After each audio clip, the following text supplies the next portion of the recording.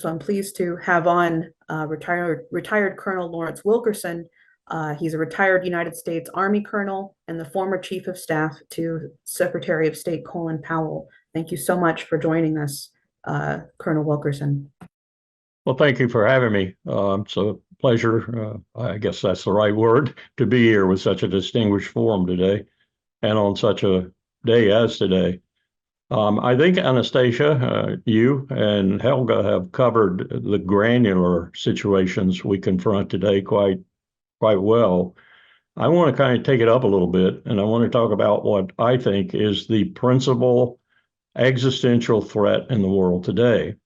And I want to talk a little bit about, I think, how we got here and how we could get out of it. In these times of insane overseas wars, which Helga enumerated quite well, sponsored and supported to the hilt by America, of a troubled U.S. domestic scene not rivaled since 1860, of extremely poor leadership from all three branches of our government, I think it behooves us to stop a moment and take some stock. Indeed, it might be our very existence that is at stake, as both the two previous speakers have hinted at, and Helga did more than hint at.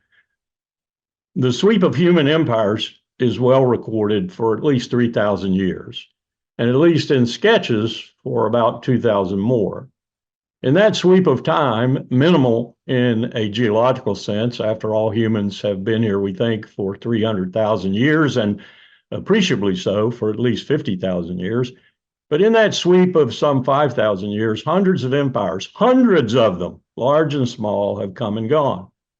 And that's an important point. All of them are gone, vanished, disappeared, save the most recent one, the American. In historical terms, a very young one, arguably 1945 to the present day, or roughly 75 years. All previous empires, the mighty Mongol, the even mightier Mughal, the Eastern and Western Roman, the Persian, the Muslim, the British, upon which it was said the sun never set, the Soviet, and hundreds of lesser ones are gone, vanished like smoke. All had their day in the sun, as well as the darkness of their collapse in many cases. Some went out on fairly gradual glide slopes, like the British, others catastrophically, like the militarily forged empire of the Third Reich, Adolf Hitler. But all of those many previous empires, among them, none, zero, nada, had developed the technology to destroy both themselves and the rest of humanity. None of them. Yes, many had priests and prophets who conjured the wrath of their various divine providences, conjured it to predict the utter destruction of the empire in which they preached and prophesied. But like all such religious or quasi-religious prognostication, their various deities never seemed to have the power to do much more than aid their political powers to strengthen their hold on the masses, until came the American Empire. Now I am become death, the destroyer of worlds. A phrase sometimes attributed to Robert Oppenheimer, the father of the atom bomb, which of course came from Vishnu of the Bhagavad Gita. Apocryphal or not, with regard to Oppenheimer, the words sum quite well what the Manhattan Project and Oppenheimer had accomplished, and what we live with and perhaps will die with today.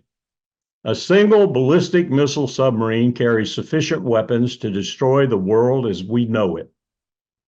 A single submarine. If the blast and resultant radiation did not complete the job, the induced nuclear winter would. Saints forbid we even contemplate a nuclear exchange where all or nearly all of the thousands upon thousands of nuclear weapons, 10,000 in 2 countries, are employed among the now 9 nuclear weapon states, ranging from the huge stockpiles, those 2 countries, the United States and Russia, to the small but lethal one of North Korea. And what has your country, America, my country, America, done in the past 22 years to multiply tenfold the dangers of such an exchange of weapons. Not even talking about the instantaneous problems we have right now in the Middle East and in Ukraine, the heart of Europe. We, America, have almost single-handedly destroyed every one of the treaty regimes, from the Anti-Ballistic Missile Treaty to the Intermediate Nuclear Force Treaty, a very important treaty, very applicable to Ukraine, to New START, that gave at least a tentative precarious balance and restraint to this horrific and now proliferated creation of the American empire, nuclear weapons. I repeat, no empire in all of human history ever developed the means to eliminate itself and the human race. None, until America. Oh, of course, others would have done so in time, no doubt, but that hardly erases the reality that we did it. In fact, we did it. Worse, there is no way even to ameliorate the clear fact that we now are responsible for eliminating all the nuclear weapons treaties. So where does that leave us? As I began my remarks, it leaves us in the most dangerous world imperial power has ever managed to create, bar none. Far worse, it leaves us there with the principal imperial power in the world, America, sponsoring horrific and pointless wars, a country bereft of leadership and lacking domestic tranquility and even basic common sense. That's where we are today. It would be the subject of an exquisite Shakespearean comedy, or maybe tragedy, if not so existentially serious.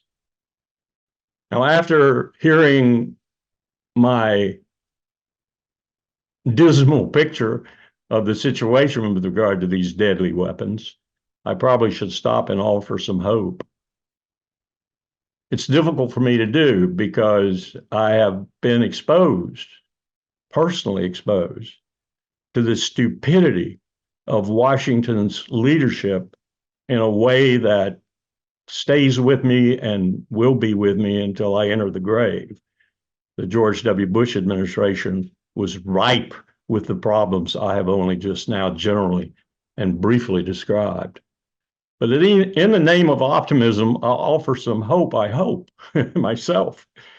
The answer is democracy. That weary, heavily fatigued, much embattled concept of government our founders so relished and cherished, no matter how in the beginning they might have contaminated it with slavery and landed gentry. The people of this country must object to their imminent suicide. The people must object and object and object and protest and protest and vote lousy leaders into the streets, breed and elect new leaders to take their place, and then protest some more. They must reject cultish political movements for what they are, no different in their modern ways from the dismal prophets of old, who at the day's end were doing nothing but reinforcing the imperial writ and had their billionaires too. We must find decent, caring men and women to substitute for the useful idiots, Bibi Netanyahu's phrase. The only useful idiots were sitting in front of him in the United States Congress. And they're useful to the empire's most disgusting, devious, and dangerous motives and actions. Men like Lindsey Graham and women like Marjorie Taylor Greene. And we must replace them with far better people. Mark Twain once said in a moment of humor, which he was wont to, there's really no distinctly American criminal class, save the U.S. Congress. Twain would double down, maybe triple down on that remark today.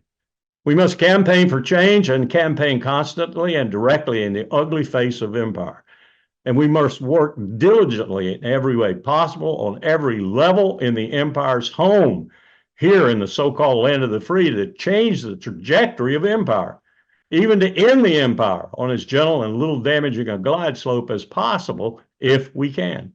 We must end these stupid, endless wars, each one of which has the potential to expand to the use of nuclear weapons. As just been said, we have military officers in our armed forces now discussing, as they did in the early 50s when they didn't know any better, they're discussing the utility of nuclear weapons.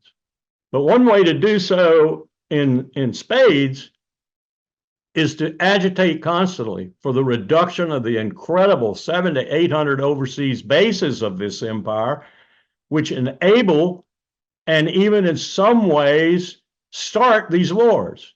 We sprawl all over the earth. The British never could hold a candle to us.